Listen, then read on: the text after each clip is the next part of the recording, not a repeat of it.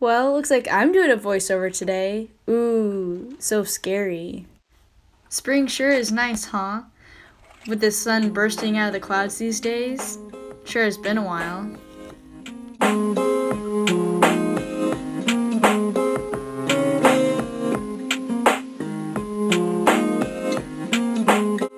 The reason why I'm using line art and an oil painting is because I'm kind of staying true to my style and not changing my style too much while I'm doing this new medium. And it also helps me retain the shape of things. That way when I paint thicker paint over it, that I still know that way the objects are still separated and I can still paint them as separate objects.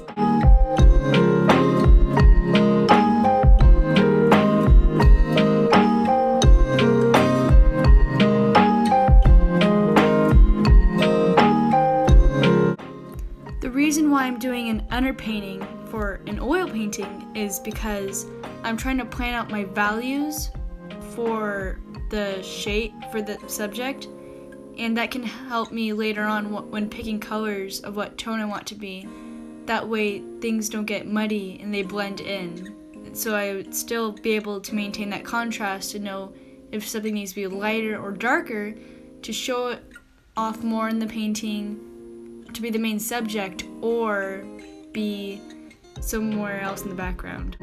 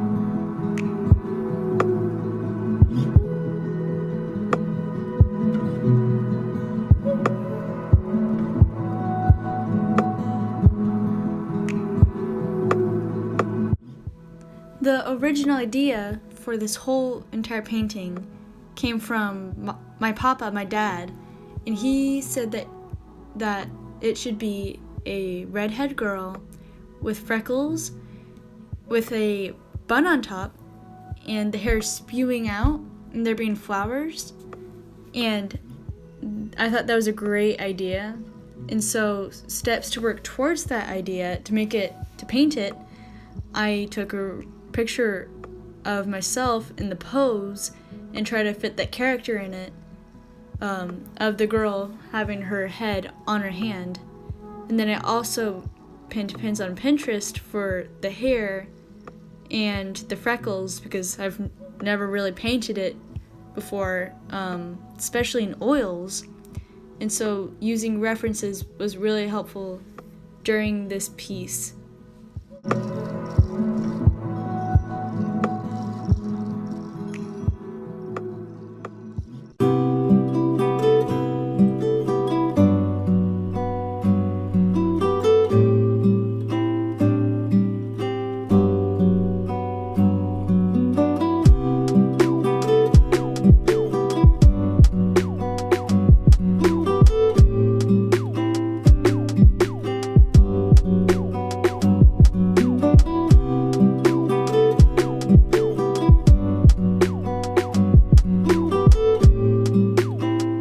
One of the questions I had during this piece was how I was going to balance out the warm colors that I had originally planned for this painting and the cooler colors, because I didn't want the whole oil painting to be just warm colors. And so what I came up with was that I would paint like this light pink around this girl and join it with the cooler background, so it would almost blend in these two temperatures into more smoothly. And so another thing that I did to help with this dilemma that I was having was that I also made her eyes the similar color to the background, so that also in the center of our piece of this collision of warm colors, these warm temperatures, there would be this cool color that would separate from that and have this good contrast. So when you first look at the piece, you see her bright red hair and her cool eyes that match the background.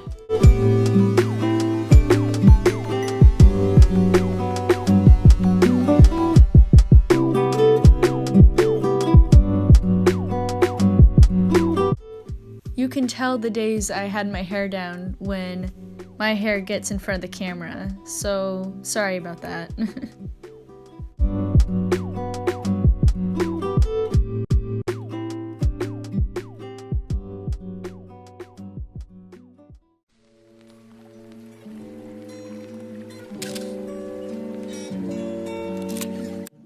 One of my favorite parts of creating this piece was painting this stunning bright red hair and doing the freckles.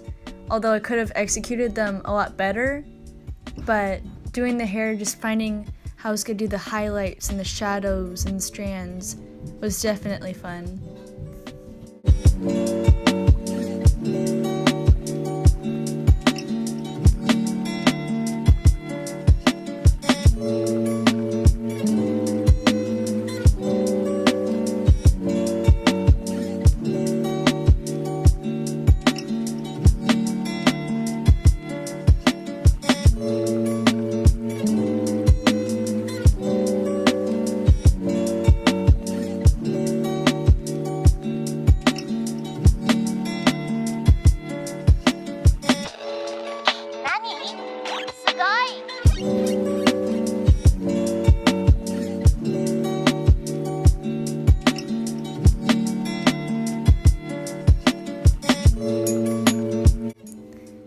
Painting flowers in this piece was definitely challenging. It's definitely not the first thing I paint in watercolors, just because the flowers seem so intricate and they're just so different. And they have to be shaped in a certain way. And so doing it in oil painting was definitely challenging for me, but I still had a lot of fun with it.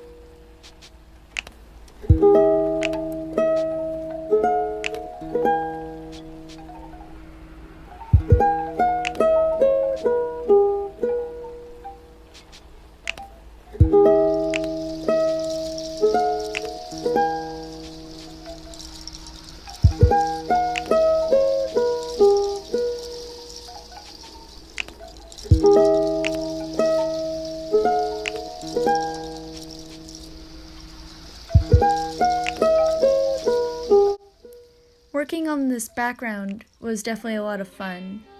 Pointing out what kind of color I wanted it to be. I originally was thinking about making it a brown, but again, back to the warm and cool colors, I wanted it to be a cooler color to balance out all that warmth that the warmer colors were giving off. And so I chose a cooler color and I wanted it to be nice and dark. And so it almost made, with the pink, it almost made it seem like there was this aurora around her. Like she was giving off this warm light and this cool darkness. And I thought that was pretty cool. It was also a lot of fun to give the background almost this blocky texture that made it really loose. And I felt like that really helped make our eye go towards the detail in the hair in her face.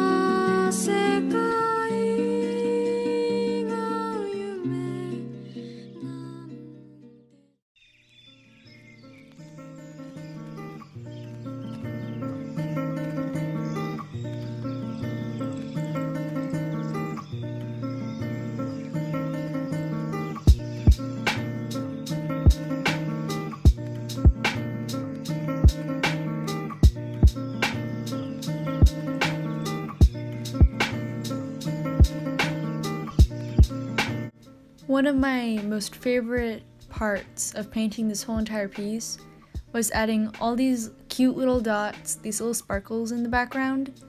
They were just so therapeutic and adorable against this magical scene and everything.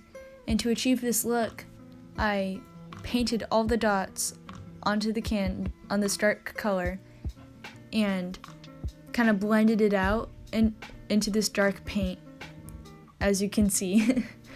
And then I would keep on doing that until I felt like it would make the right glow, and adding paint if I needed to, making it darker. And then at the end I would add this just pure white light in the middle, and it would create this image like it was shining.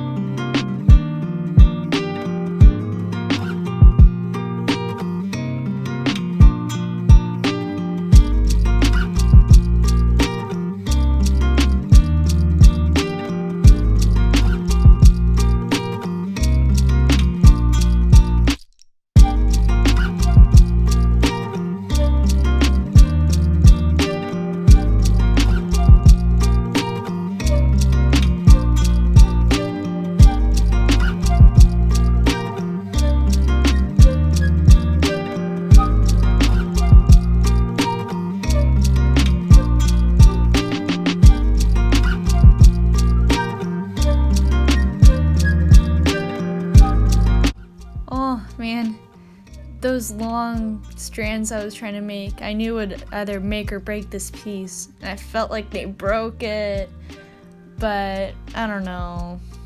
They just kind of threw it off, I felt like. Thank you so much for listening to this video and my shaky first voiceover, and hopefully with some practice I'll get better. Thank you for watching. Bye!